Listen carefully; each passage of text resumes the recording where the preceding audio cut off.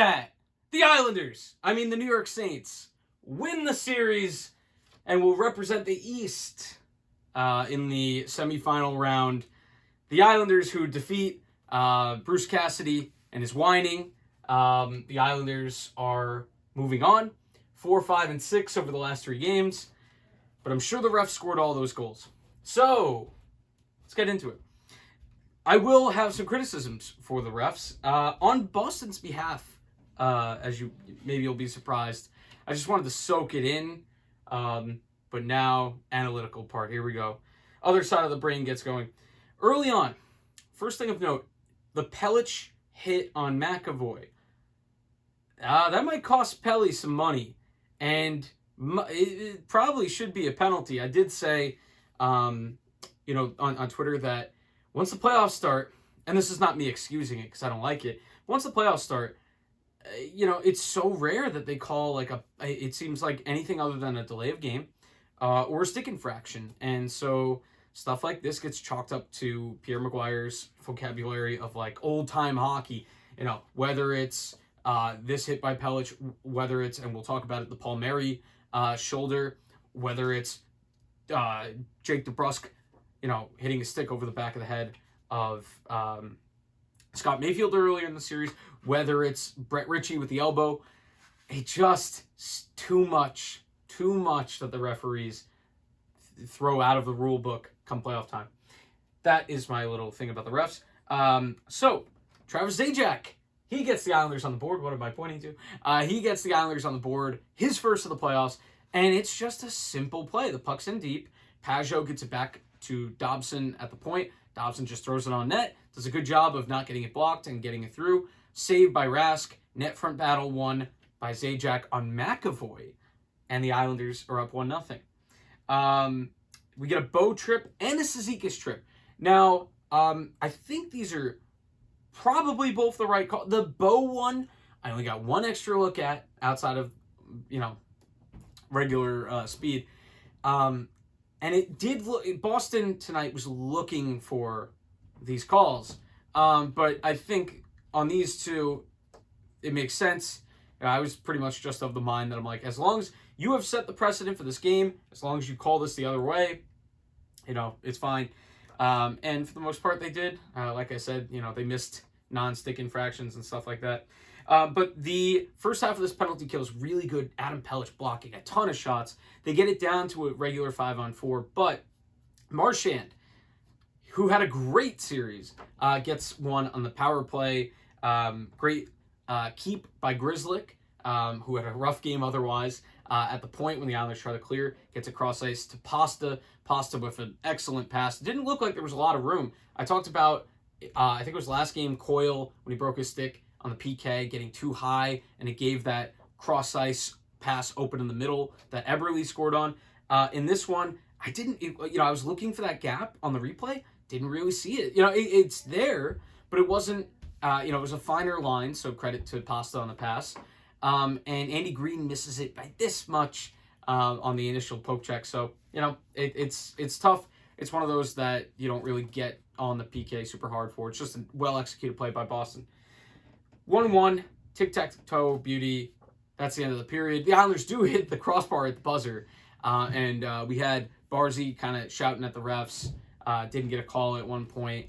But I think that was a little bit, at that point, I think the team is trying to play into the crowd noise post being angry about the Bruins goal. And, the refs resist it there.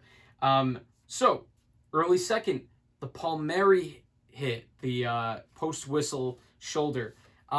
He almost definitely will get fined. I would be surprised if he doesn't. Probably should have been a penalty on the ice. Definitely should have been a penalty on the ice. He will get fined. Suspension, maybe a game. But I kind of feel like it's one or the other. He'll either get, well, I guess if he gets suspended a game, he could get fined as well. But so, I don't know. Keep an eye on that. Kuhlman gets a tripping penalty. Islanders don't really do much on the power play. You get a Nelson goal, and this is where the nightmare starts for Matt Grzelcyk, who has generally been a good defenseman this year. He's on a pairing right now with McAvoy, usually a really, really good pairing.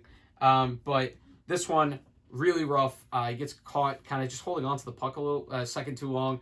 Maybe it's one of those plays that you should just make a simple tap it back out, along the boards. And if it's an icing, it's whatever. Or, just it feels like he got caught in no man's land, Grzelcyk, on this one. And Nelson pokes it by him. He's in on a breakaway. His controller doesn't shut off like it did in Game 6 of the Tampa series last year. And he gets it to go. Rask is going one way. He puts it the other. And it's 2-1. And not long after, the Islanders get a third. It is Palmieri this time. Palmieri, who, not a pretty goal, but it doesn't really matter in the playoffs. Rask, with the puck behind the board, seems like a nothing play. Plays it to Riley. Riley, it gets right between his legs along the boards. It's hard to pin on who that penalty or that turnover is more egregious, but it's they can share the responsibility because nobody. The Islanders had two guys forechecking that turnaround. One of them is Kyle Palmieri. He chips it in. It's 4-1 after 2. Sorry. That was Nelson. Was the third off the turnover from Rask and Riley. The fourth was not pretty either. This is the one that was shot from the point. Bad, not a great rebound from Rask. Maybe he saw it late though. But Grzelcyk again got it caught in his stick and too lackadaisical in his own net front. And just has it ripped right off the stick, and Palmieri kind of just jams it home, and it's 4-1. I got it right that time. And right there, I thought they'd switch goalies. Not because it was Rask's fault, but because momentum. Just like anything to switch things up. But it would have been rough. It would have been tough at that point to come back from it anyway, although the Bruins have come back from 4-1 in a elimination game before. There was a late net front scramble in front of Varley. People falling over each other. The beautiful game, as Pete would say. Pete Blackburn, who was at the game tonight. Credit to him. But Varley survives and the Islanders go the other way. And through 2, it's 4-1. And I definitely think as an Islander, I'll speak for myself, not for the rest of the fans, but I knew this was still a game. You get an early one, and all of a sudden it's still a game. It happened last game, all the way back in last game, if you can remember that. But Matt Martin gets a trip fairly early in the period. The first 5 minutes go without a whistle. And then Matt Martin, for the second straight game, takes a penalty that creates a chance for the Bruins, and they cash in again. Marchand, 4-2, power play, muted celebration, looked immediately up at the time left.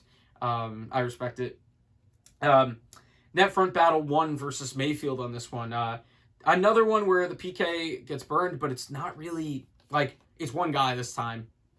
Scott Mayfield loses net front battle. I think I said this in one of either the last video or the one before. Brad Marchand can punch above his weight class when it comes to battling for the puck, and he does that right here with Scott Mayfield, who's a lot bigger than him. And just not good positioning from Mayfield. He got on the wrong side of him, and then Varley kind of got caught out.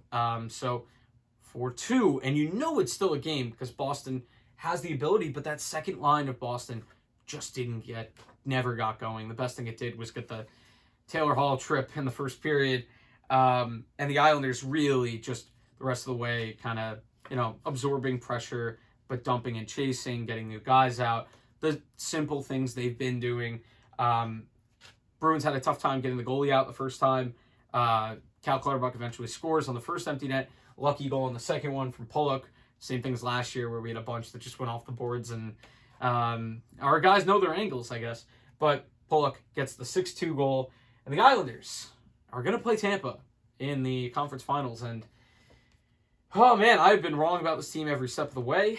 They went into the playoffs not playing well, beat a team that, dominated them in the regular season.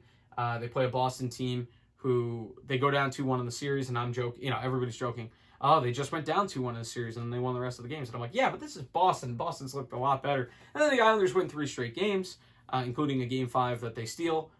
So the Islanders just played 2 very similar series, but a step up an opponent for sure in Boston. No offense to Pittsburgh, but it just felt different because Boston seemed to have an answer very often. And now on to Tampa Bay, which will be another step up because Tampa Bay just looks unbelievable. The kind of disgusting stuff that discards a great team like the Carolina Hurricanes in 5. So I expect it to be a battle. I expect the Islanders to probably, if this series ends before 6 games, I'll be blown away. If the Islanders win it before 6 games, I'll die. But that is what we have for this one. New York Saints moving on. I should have wrote NYS. And yeah, fun for the fans to kind of take that stuff in stride. It's all fun, and especially when you can, celebrate it afterwards. I was nervous about that because I knew that Boston was still in the series. I was like, that's not going to be fun if Boston wins the series. Luckily, I don't have to deal with that universe. Alternate universe, Tom has to deal with that. Anyway, that's the video. Thank you so much. We will see you whenever the next game is because we don't know yet. And yeah, 2 straight years in the conference finals. What can you say? With Leo, this one is probably more impressive. Leo on the top line. Who knew? We will see you next time on Belmont Bunch. I'm sorry, that's the 5th time I said that. Goodbye. Really.